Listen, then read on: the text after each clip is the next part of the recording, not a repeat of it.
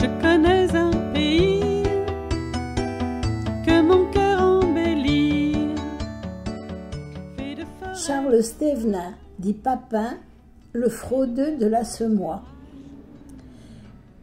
La vallée du Bois-Jean, ou gorge des Baraques, fut, comme de nombreuses zones frontalières des Ardennes, le lieu d'une gigantesque partie de cache-cache qui opposa les contrebandiers aux gabelous.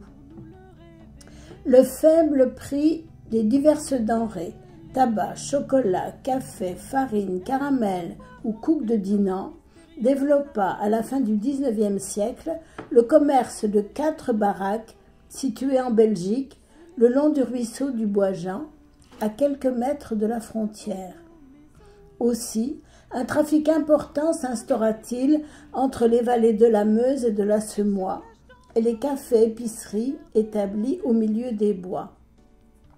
Les hommes pour les lourdes charges, les femmes pour les plus légères, mais aussi les chiens, allaient faire passer le tabac vers la France.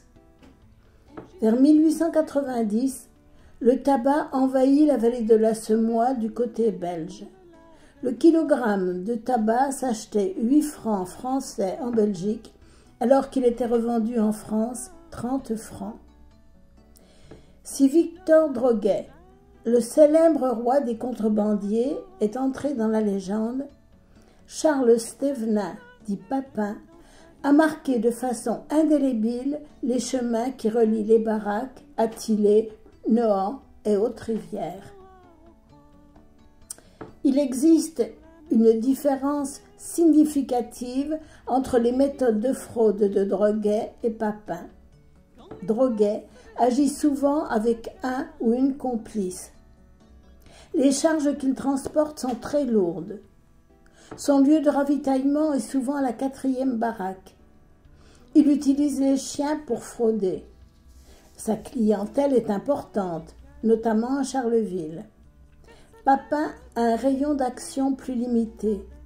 Il s'approvisionne souvent à la 1re baraque. Ses points de revente se cantonnent sur la Semois française et ses charges se limitent à moins de 12 kilos.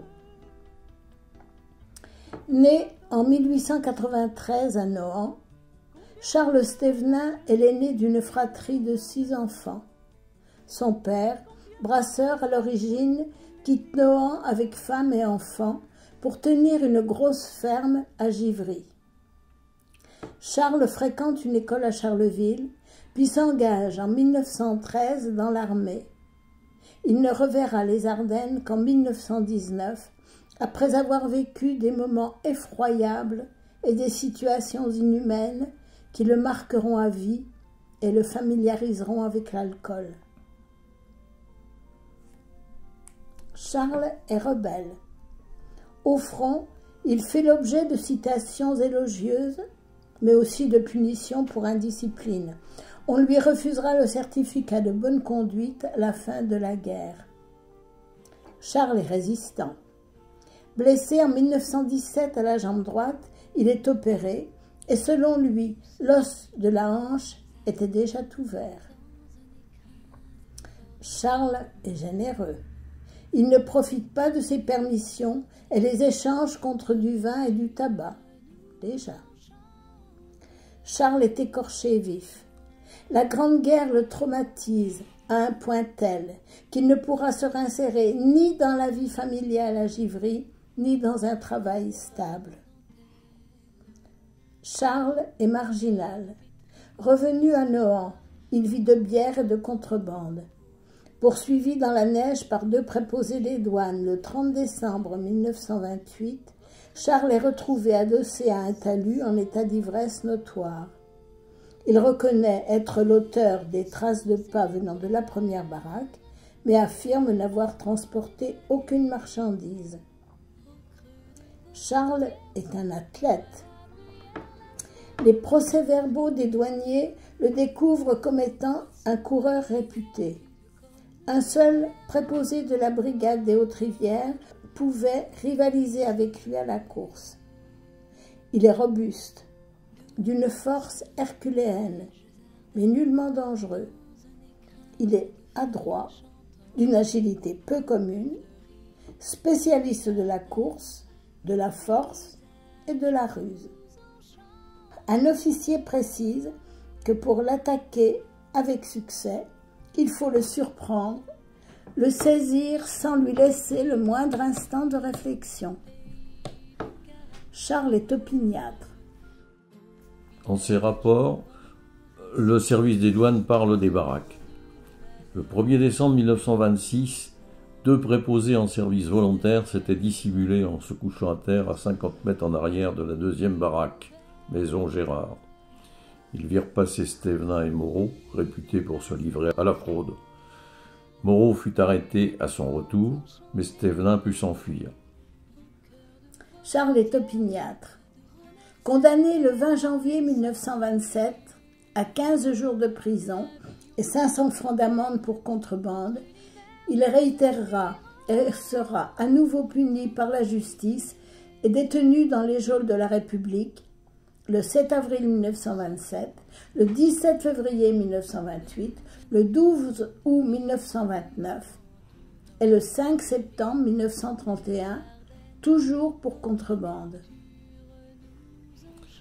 Dans les procès-verbaux de la douane, on peut lire « Le 4 mai 1927, 2 préposés de la brigade ambulante de Monthermé, à bicyclette sur la route de Navaux à Tillé, aperçurent du côté opposé de la Soie un individu porteur d'un petit sac et ressemblant à Stévenin. Celui-ci s'apprêtait à distribuer du tabac aux habitants travaillant dans les champs. Les préposés s'efforcèrent de le rejoindre et l'individu prit la fuite, traversa la voie ferrée et gagna les bois. Le 25 décembre 1928, le brigadier des Hautes-Rivières reçut un avis de fraude du débitant de tabac de Tillé signalant que Stévenin avait vendu du tabac de contrebande le 20 décembre à Naux et le 21 à Tillé. La plupart des habitants de Tillé sont plus ou moins complices de Stévenin, dont ils sont les clients. Stévenin continue donc son trafic avec la complicité d'une population locale hostile à la douane, et il cause un tort important à la vente du tabac français. Charles est rusé. Le 1er décembre 1926, Charles est aperçu par les douaniers porteurs d'un belot.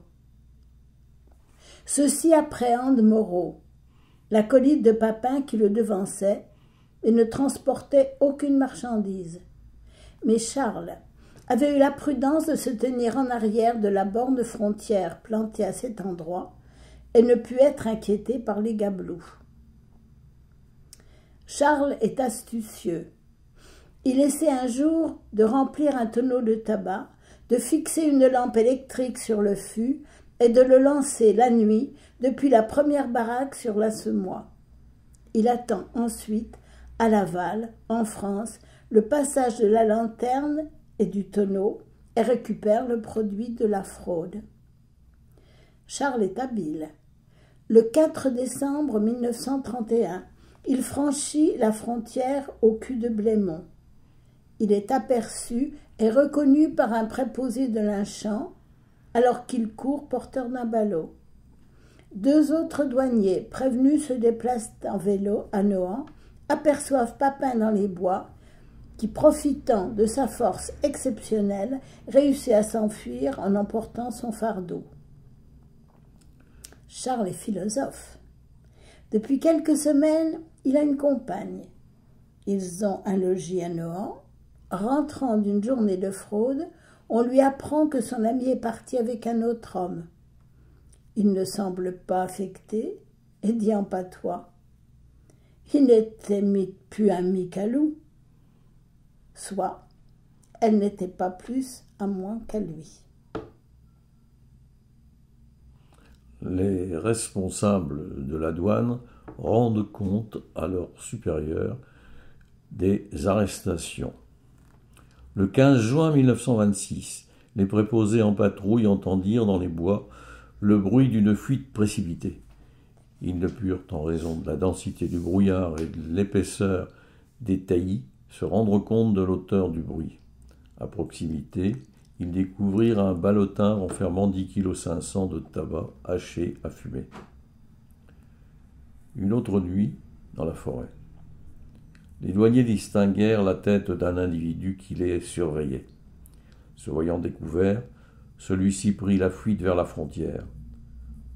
Dans sa course, il tomba, et le douanier immobilisa avec une courroie les jambes du fuyard qui n'opposa plus de résistance. Au bureau de Sorandal, procès-verbal fut dressé à Stévenin, débardeur, habitant à Bois-Jean, en Belgique. Les agents captateurs le conduisirent ensuite à la gendarmerie de Monthermé. Le 13 février 1928, vers 23h30, par une nuit obscure, sur les sentiers de contrebande, les préposés reconnurent Stévenin. Ils bondirent sur lui et l'appréhendèrent. Il n'opposa aucune résistance. Le lendemain, les agents des douanes le conduisirent à la maison d'arrêt de Charleville.